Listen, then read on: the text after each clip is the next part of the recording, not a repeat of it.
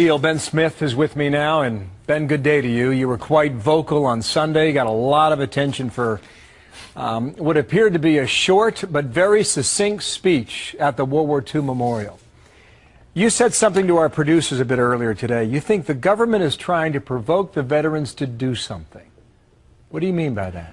And that's just not my statement. I mean, within the people who see things wrong here, who are looking at the shutdown,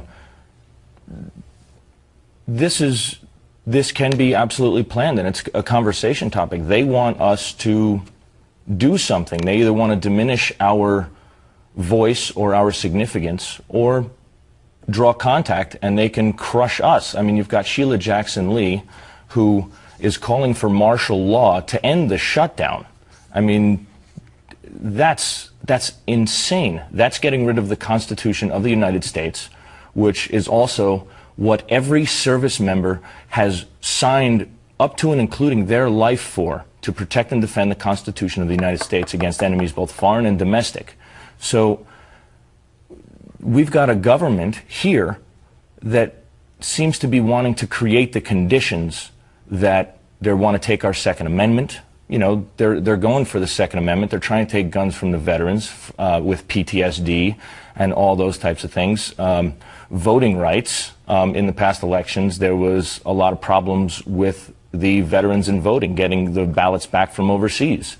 And they want to discredit the military and get us to do something stupid so they can lock us down, get rid of, you know, you can call it a conservative Tea Party movement. It's more people who believe in the foundations of this country are the people that they're poking at, which are the citizens of this country.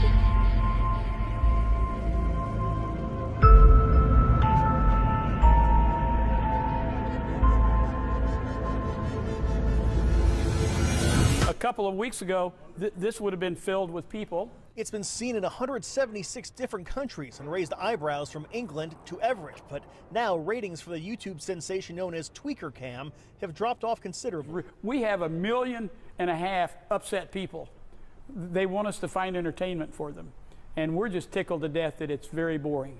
Fed up with a homeless camp that's plagued his neighborhood for years, Gary Watts recently set up HD video cameras outside his Everett business. They captured grim images of people shooting up in broad daylight.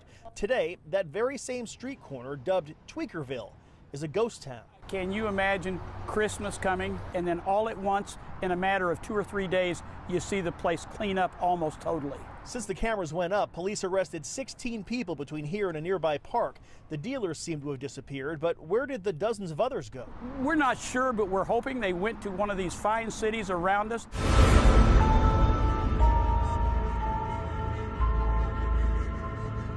They were loading up with as many people, it's got to be dozens of people in the back of that thing. They take them to a nearby Walmart, and then the Walmart is where, I guess, metro buses or school buses will take them to the shelter. The question is, what shelter are they taking them to? Because I heard Tom say GRB is overcrowded and or not overcrowded, but at the capacity they had planned for. So I think they're, gosh, I certainly have that question. I don't know if we've answered it. But that's what you mean when you say disorganized organization, because there is at least some kind of system. I mean, earlier we've seen reporters have situations where people come out of water like this, and it's late at night, and they're wet, and with their children and their pets, and they really have nowhere to go. At least they have a system where they're taking them to a Walmart where they can be inside and wait and figure out what comes next. 2 South Carolina sheriff's deputies are on paid leave after 2 women died in a flooded van the deputies were driving. Nicolette Green and Wendy Newton were being transported to mental health facilities when floodwaters overtook the van Tuesday night. In South Carolina, law enforcement officials are responsible for taking people to facilities where they are being involuntarily committed.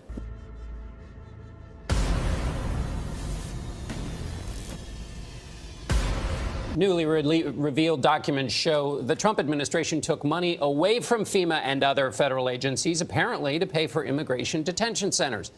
I haven't asked to leave the property, but I'm guessing that's about what's to happen. Yeah, so I think that's what they're going towards. What was your name again, sir? I'm sorry, Senator Jeff Merkley. U.S. Senator Jeff Merkley. I've now been asked to leave the property, and so I'll comply with that.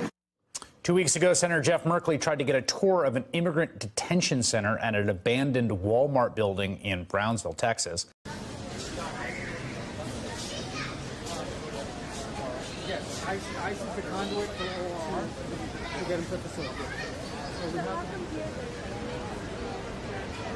these are families. These are mental health households, and they're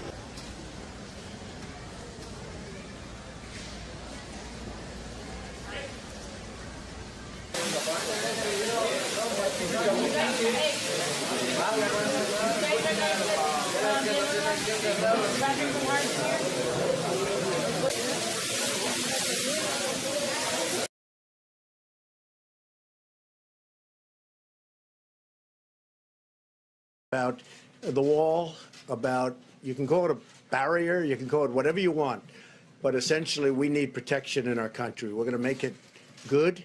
The people of our country want it. I have never had so much support as I have in the last week over my stance for border security, for border control, and for, frankly, the wall or the barrier. They are all around us, invisible and unsuspected. 3 million members of a secretive society older than the American Republic. For nearly 300 years, generations of Freemasons have obeyed their oaths, hidden their rituals, and maintained their silence until now. What is the secret? See, that's what they don't want to talk about. There's nothing wrong with secrets. I think it adds a facet of fascination to it. In almost every mysterious and controversial event, from Jack the Ripper to the assassination of John F. Kennedy, you can, if you look hard enough, find Masonic involvement. We know who killed JFK. We know what happened at Area 51. Don't ask. Those conspiracy theories have been out there for a long time. I think part of it is the fact that we've never been out front and open about what we're doing.